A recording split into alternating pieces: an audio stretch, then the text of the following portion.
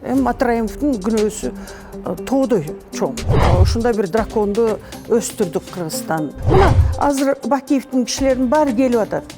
Мына азыр угуп атабыз. Текебаевдин эмнесин жогору баалайсыз? Жаңылыштыгы дегеле болду беле?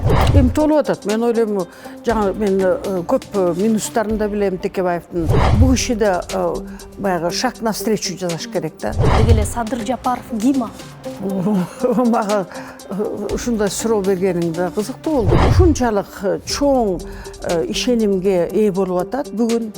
Эми Мадумаров бар жанында. Мен мисалы айта албайм, баарын эле Садыр Жапаровго берип коюш керек деп. Аны эл чечет. Бөлүнбө.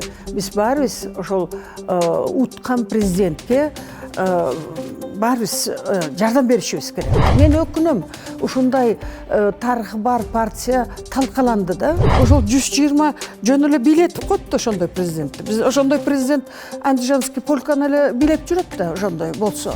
Легализация болуш керек.